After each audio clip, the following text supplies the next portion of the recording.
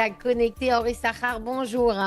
Bonjour Alice. Vous êtes spécialiste de l'Iran, directeur de recherche des Bitronistim, les sécuritaires en Israël.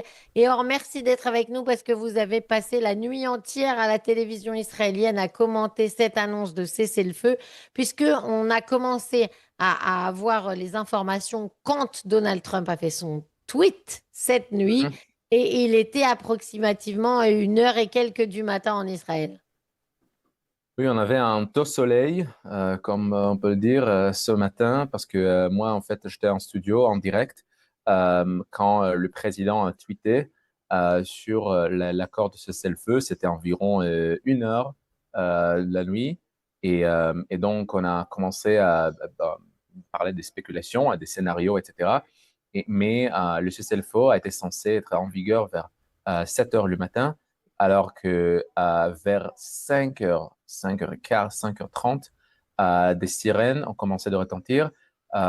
Et pendant plus d'1 heure, peut-être 2 heures d'affilée, on a eu des sirènes. Alors, on a été forcé d'aller à l'abri du studio en direct. Et on a passé avec environ 50 personnes de ceux qui travaillent à la chaîne et les invités du studio. Tout le monde était là-bas à l'abri. Ils ont passé les actus d'un studio qui était fortifié dans l'abri. Euh, J'y suis, alors on a survécu cette nuit, mais tout le monde se pose la question, et qu'est-ce que ça veut dire un accord de cessez-le-feu alors que l'Iran continue de tirer, de lancer des missiles vers Israël. Malheureusement, au moins 4 personnes qui ont été tuées à Beersheba dans un impact direct d'un des missiles. Et donc, il y a beaucoup de questions ce matin. On va voir comment cette journée va dérouler. Alors, la première réaction de tout le monde, Henri Sahar, ce matin, c'était simple, vraiment la surprise. Quand on a vu ce tweet de Donald Trump, personne ne s'y attendait après les frappes d'hier, côté israélien comme côté iranien. Alors, j'imagine bien que le côté israélien le savait depuis au moins un jour, 2 jours. Selon le reportage, le secrétaire Rubio a dit à son homologue israélien, Ron Dermer, qui est le ministre des Affaires étrangères, et il a dit, bon, on va vers la, bon, on va fermer cette entreprise, alors cet engagement. Et donc, Israël, à mon avis, tente d'utiliser le temps restant pour frapper Téhéran, et gravement. Et il y avait un scientifique extrêmement significatif, extrêmement important et central pour le projet nucléaire iranien, qui a été tué au cours de la nuit à Téhéran, et plusieurs cibles qui ont été ciblées à Téhéran et partout en Iran. Et il nous reste de voir comment la journée va dérouler, dans le sens que normalement, le président a dit à partir de 7 heures, c'est l'Iran qui doit cesser le feu. Et 2 heures plus tard, 12 heures plus tard, c'est Israël qui doit cesser le feu. Alors, il y a un peu d'incertitude. Euh, pour moi, ce qui importe, c'est pas les horaires. Pour moi, ce qui importe, c'est que Israël a c'est, comment dire, Israël maintenant est une superpuissance régionale. Israël, à mon avis, a atteint tous les objectifs de la guerre, c'est-à-dire la destruction totale du programme nucléaire iranien, la destruction quasiment totale, j'aurais dit 60%, 70% de programme de missiles balistiques, des dégâts et des dommages absolument significatifs et importants sur le programme nucléaire au niveau des scientifiques qui ont été tués, ciblés par des éliminations ciblées, des hauts responsables iraniens qui sont loin d'être des politiciens, que sont loin d'être des généraux militaires comme en France ou en Belgique ou en Israël. Ce sont des terroristes qui ont pas mal de sang juif sur leurs mains, et qui sont responsables, par exemple, les attentats à Buenos Aires dans les années 90, dans les attentats du 7 octobre, et pendant les 30-40 ans dernières, le régime iranien, la force Quds, qui a fait pas mal des attentats terroristes contre les Juifs et les Israéliens et des Européens, des Américains partout dans le monde. Alors, il y a une justice qui a été apportée. Israël peut être extrêmement content du fait que le président se rejoint à la guerre. Et voici le résultat. Ah, vous n'êtes pas déçu, Henri Sahar, que Israël ne finisse pas le travail en faisant tomber le régime des Mollahs? Non, écoutez, Israël, à mon avis, doit, comment dire, montrer le peuple iranien la route, peut-être. Et le fait que qu'ils n'ont pas le fait, c'est la décision, le prérogatif du peuple iranien. C'est-à-dire qu'Israël peut, par exemple, bombarder l'entrance du prison Evin, ce qu'on a fait à Téhéran, pour, soi-disant, comment dire, laisser, ou bien laisser aux opposants des régimes qui sont emprisonnés, laisser sortir. Et donc, ils ont bombardé d'autres cibles du régime, y compris le quartier général de l'armée et de corps révolutionnaires et d'autres symboles du régime. Mais la décision de sortir à la rue et changer le régime, voilà, c'est une décision du peuple iranien. Ce n'est pas la décision du peuple israélien, ni euh, ce soit possible de le faire juste par éliminer quelques responsables politiques. Alors, c'est la décision du peuple iranien. À mon avis, ils ne sont pas toujours si organisés et si déterminés qu'on aurait pensé. Il y a cette option que le peuple iranien, en gros, aurait voulu que le régime reste. C'est une option. Alors, il y a pas mal, une masse critique du peuple iranien qui sont intéressés que le régime reste, mais il faut le dire, il y a beaucoup d'Iraniens qui auraient voulu voir le régime euh, disparaître, mais à la fin, c'est leur décision. Et, et j'ose de dire que peut-être avec plus de temps, ça aurait eu passé, mais à voir.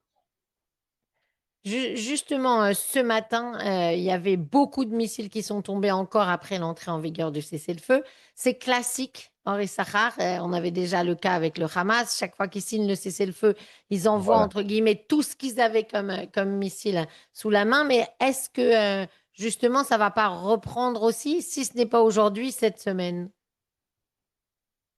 Bon, en Israël, on l'appelle un barrage de feu ou feu d'artifice, où il y a des, voilà, des noms qui sont donnés, mais il faut l'appeler comme ils sont, c'est-à-dire ce sont des crimes contre l'humanité, de lancer, de tirer vers une population civile. Il s'agit d'un crime contre l'humanité, il s'agit des crimes de guerre perpétrés par le régime iranien tous les jours. Je vous rappelle qu'on est à l'abri pendant des heures, tous les jours, tout en se cachant du régime iranien, des missiles qui sont lancés contre la population civile, alors qu'Israël vise des sites militaires, des sites du programme nucléaire, des sites et programmes de missiles balistiques. Israël ne va pas à Téhéran tout en tirant des populations civiles à des bâtiments résidentiels. Ça n'arrive pas. Et donc, c'est exactement ce que le monde doit comprendre. Et je suis un peu, en fait, encouragé par le fait que il me semble que les responsables politiques en France, en Allemagne, en Bretagne, en Europe en général, comprennent ce point-là et ils encouragent même les étapes d'Israël. Et j'espère que le lendemain de la guerre, ils vont demander de l'Iran de façon beaucoup plus agressive que dans le passé, qu'auparavant, des conditions qui sont beaucoup plus agressives, des conditions qui sont beaucoup plus fortes, c'est-à-dire zéro enrichissement, etc. Tout ça doit être inclus si l'Occident est intéressé à signer un accord avec les Iraniens. Ma dernière question, rien sur les otages, alors qu'on dit que c'est le Qatar qui a servi d'intermédiaire. Est-ce qu'on aurait pu essayer de faire rentrer cette question tellement difficile des otages dans cette guerre ou vraiment ça n'était pas possible? Alors, tout le monde en parle. Tout le monde en parle parce que voici le premier sujet dont on pense. Et il y a toujours 54 personnes de nos frères et sœurs qui sont toujours là-bas, à la bande de Gaza, tenus contre la loi, en contrevenance avec la loi, par le Hamas. C'est un crime de guerre aussi. Et mon espoir, c'est que le régime iranien, qui est le financière et le bon, on dit le maître, on peut dire, parce que le Hamas est le protégé du régime iranien. Alors, le régime finance Hamas et donne des protections diplomatiques, des protections, il fournit des armements, alors le Hamas, en grande partie, il est dépendante des étapes du régime iranien. Et mon espoir, c'est que rendre le régime iranien plus faible va en tour à faire plus de pression, davantage de pression sur le Hamas pour conclure un accord d'otages. C'est ça mon espoir. J'espère bien qu'on va y arriver parce que voilà, mais il n'y a pas trop de responsables de Hamas restants à la bande de Gaza. Il faut trouver des gens qui seront peut-être seront prêts à signer un accord ou bien seront prêts de libérer des otages en échange de quoi que ce soit, quoi qu'il en soit. Alors, à voir, mais c'est ça mon espoir, que les 50 otages, parce que la réalité a changé, la réalité géopolitique a fondamentalement changé, le régime iranien est directement ciblé et significativement affaibli. Alors, à voir, mais à mon avis, ça va nous créer des occasions, des nouvelles occasions pour libérer les otages. En termes personnels, vous êtes content de ce cessez-le-feu or? Moi, j'aurais voulu voir encore quelques jours de cibler le régime, le programme nucléaire, le programme de missiles balistiques. On peut tenir encore quelques jours pour cibler d'autres cibles en Iran.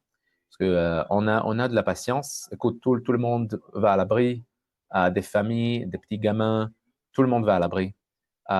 Et tout le monde est absolument, j'aurais dit choqué, mais tout le monde est ravi, j'aurais dit, de niveau, de niveau de travail ce que l'armée de l'air fait, le niveau de renseignement, le niveau de travail du Mossad. Alors, tout ça, c'est incroyablement impressionnant. Donc, pour nous, moi, j'aurais voulu que le cessez-le-feu arrivera d'ici quelques jours pour frapper encore quelques cibles et rendre Israël encore plus sûr, encore plus sécurisé. Mais si la décision a été faite, ça veut dire que, j'espère bien, ça veut dire que le programme nucléaire et le programme de missiles balistiques sont fondamentalement dédommagés. Et c'est ça l'objectif à la fin. Merci beaucoup, Henri Sahar, d'avoir été avec nous ce matin, spécialiste de l'Iran et directeur de recherche des Bitronistim, les sécuritaires en Israël. Merci à vous, bon courage, à bientôt. Mhm. Merci, bonne journée.